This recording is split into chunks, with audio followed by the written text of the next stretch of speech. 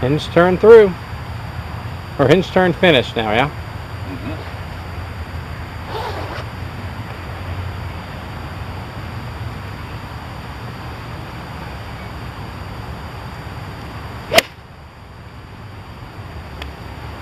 Stick with it. Hinge, turn, finish. Find that fit.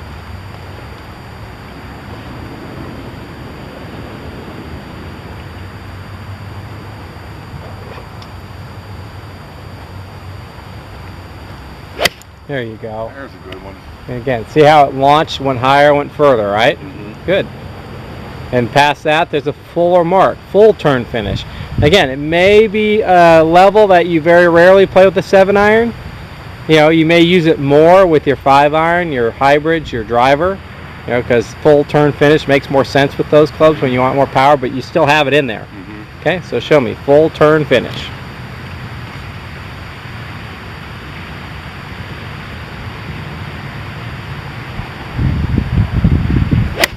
Yeah, little rush. Again, getting the ground force pattern to work more efficiently will blend that swing together, so the rhythm, again, your subconscious mind knows when the ground force pattern's off, it knows the power is going to be off, so it tries to create acceleration some other way. Okay? And the body accelerates too much, it over accelerates in certain areas. You got to get that ground, it all starts from the ground. You got to get that roll of the ankles blended into this full turn finish.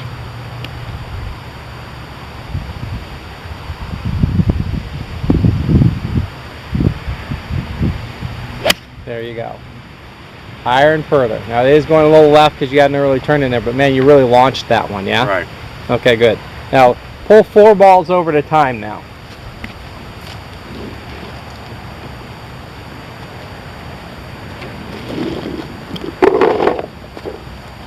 Okay, so you're going to do 1, right? Hinge shoulder through. 1, you know. So here you got hinge shoulder through, hinge finish through. No, so hinge turn through, then hinge turn finish, and then full turn finish. So 1 of each. So hinge shoulder through.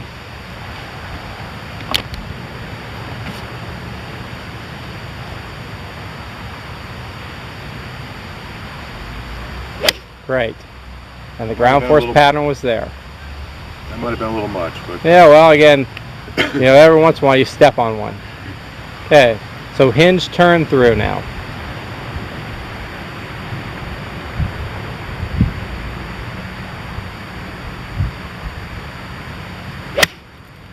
Good. kind of got away with that one. Okay, hinge turn finish. Again, a little slow to get up on that last one, but that's the worst one you had all day. That'd be okay. Hinge turn finish.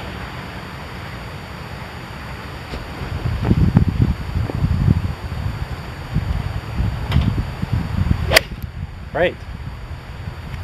A little quick, but that's the worst one you had all day. That'd be great, right? I could live with that. Mm-hmm. Okay, full turn finish.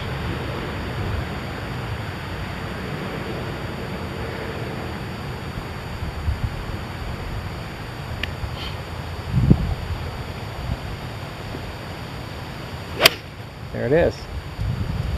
That's the nuke swing. Yep. That is nuked. Yeah. For me. Yeah, exactly. So you got 4 levels. Never knew that, did you? No. Yeah. And you may have a 5th, even smaller one at some point.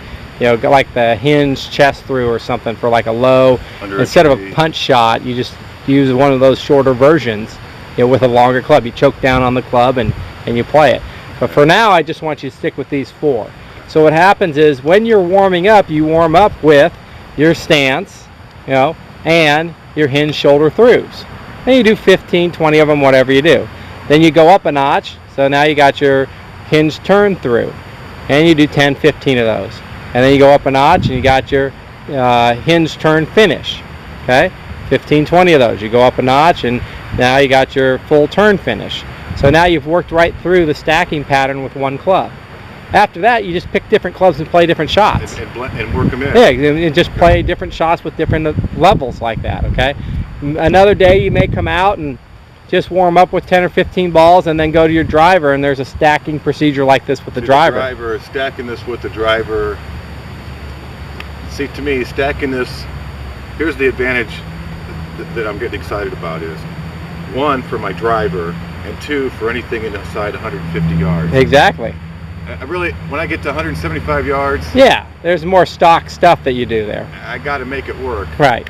But when I start wanting to score and wanting to hit a fairway, that's right. So you got to. This now gives you different trajectories and different distances. The wedge pattern we worked on is 100 yards and in.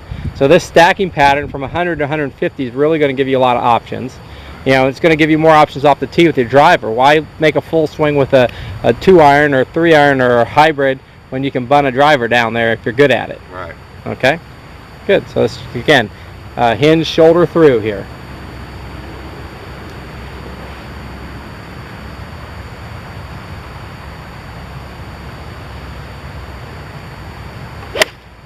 Yeah, so was the ground force pattern blended in? Nope. Yeah, and your arms outraced the ground force pattern, didn't they? They were already coming through That's before right. I got on this. Good.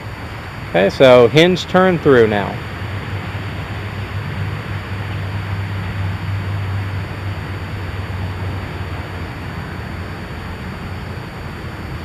There you go. So for you, I largely associate the over-acceleration with the lack of understanding of how to keep the ground force pattern sort of the leader of the dance. Right. Two people dancing look like they're dancing together, but one's leading and one's following. The ground force pattern is the leader of your dance. Okay. And if you're not aware of it, you can't lead. Okay. It can't lead, okay? And so on that last one, it led. I felt it. Things were a lot better. And I felt it too. Exactly. You know, some people, their lack of rhythm comes from just trying to hit it hard or whatever. Yours was more, I mean, you played a lot of really good golf, but at this point in time, you haven't learned how to sort of anchor the whole process in the ground force pattern and then get these understanding of these different shots that you can play blended in.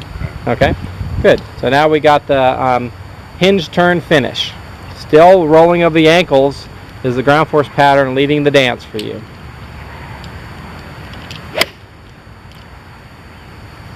Okay, very good. A little early turn pull, which is part of your side-on pattern we've talked about, so I don't mind seeing that miss.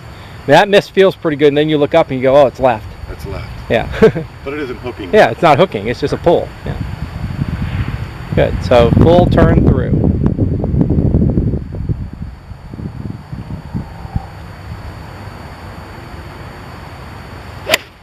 Yeah. I missed that one too, but Okay. So kind of let me get in there really quick. Just, okay. we might as well describe at this point one of the things that sort of happens to you which sets you up for the pull or the lack of depth. So remember, when we're talking about the rolling of the ankles, you know, the roll and the roll, we still, for you, want the head to be relatively steady. In other words, it's not a shifting of your head, your upper center, or your lower center to the right. So what I'm doing? Not trying to get mass over here, where you have a little bit of lateral motion inside. And there will be kind of some of that. I describe it as this again: push down, push down, push down, push down. The stronger my push down gets, the more this club swings. Now, yeah, my center of mass is moving slightly in this sort of pendulum motion, but it's not moving laterally, just like the club head. When the club head goes like this, it's swinging up in an arc. Some people say it's moving laterally. No, it's actually moving in an arc because it's not moving in two-dimensional space. It's moving in three-dimensional space. So it's actually moving up in an arc. Okay? And so, you know, when we get that sense of it's swinging, see, even though sure there is a side-to-side component, it's not lateral in that respect because it's arcing. It's never moving completely linearly this way. You see that? So, but if you move your upper center or your lower center linearly, you're moving mass in that direction.